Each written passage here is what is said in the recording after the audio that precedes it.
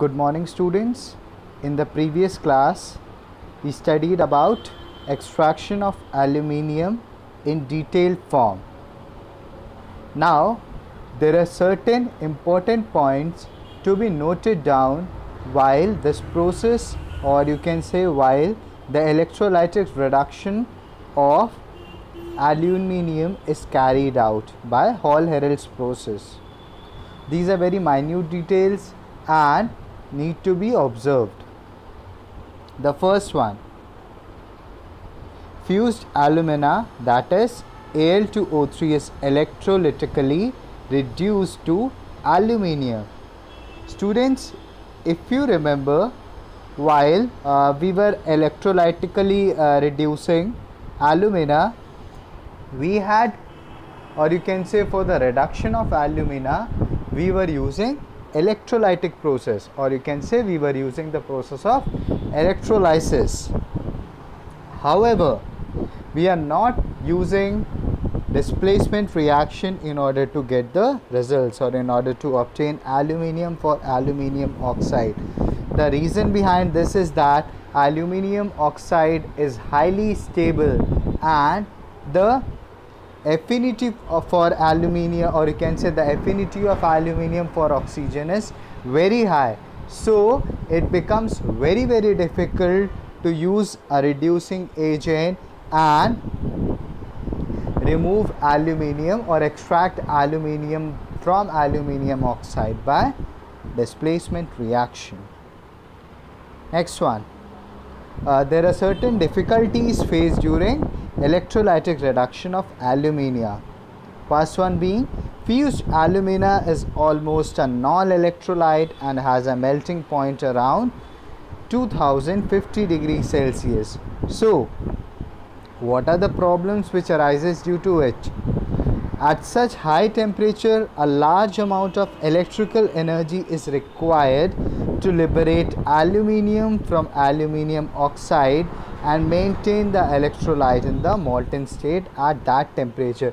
Obviously, you know that if a particular substance is melting down at 2050 degrees Celsius and we have to maintain this particular temperature, or obviously a higher temperature than this, in order to retain the liquid state of that particular element. So it will become very difficult, since it will require a large amount of energy, and for that we have to plan out a particular setup which will be costly, and moreover it will consume a huge amount of fuel also.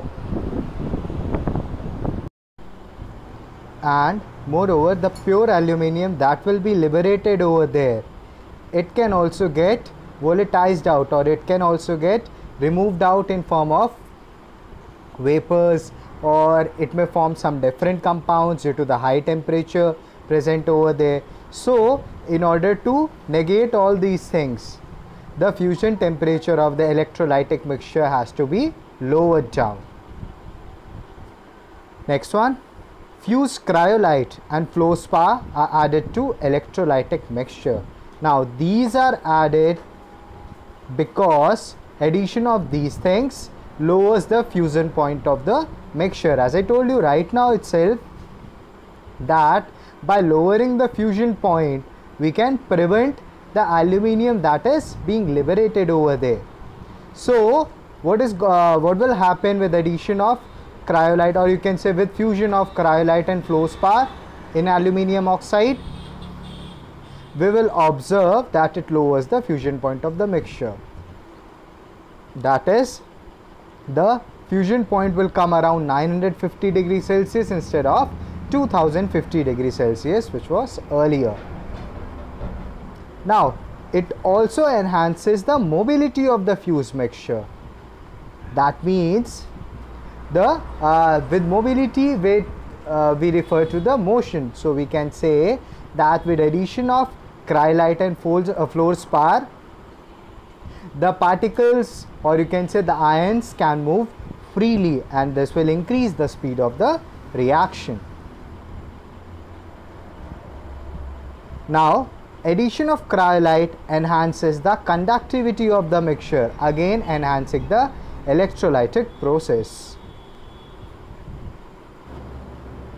With the help of these substances, the difficulties which were being faced during the electrolysis of aluminium were resolved and the process became cheaper.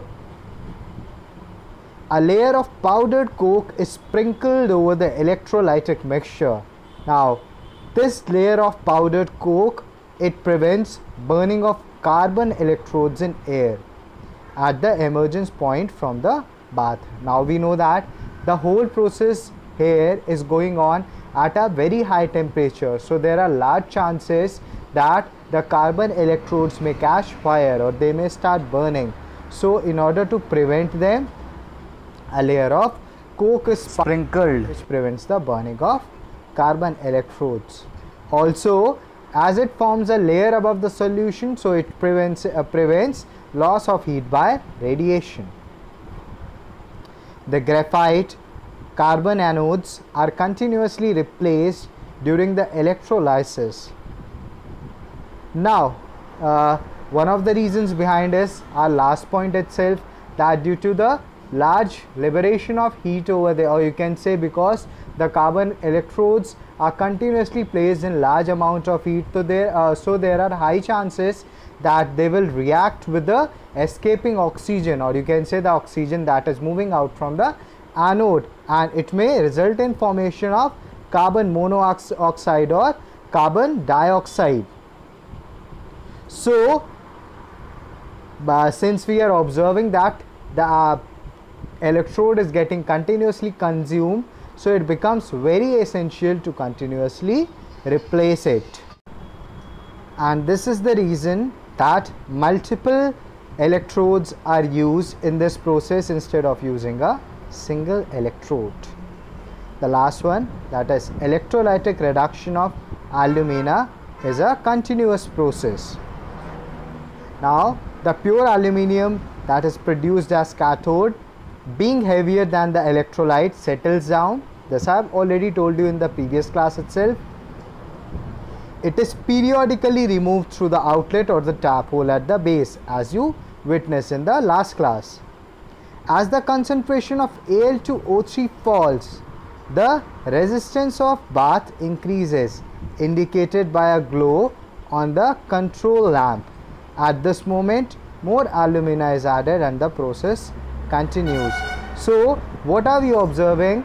That in this particular process, when the concentration of Al2O3 decreases, or we can say we have extracted a large amount of aluminium from the already present aluminium oxide, so what will happen? Automatically the resistance will increase, resulting in a larger glow of the lamp or the control lamp which was placed over there, and this indication promotes us to add more alumina to it in order to keep the process moving forward.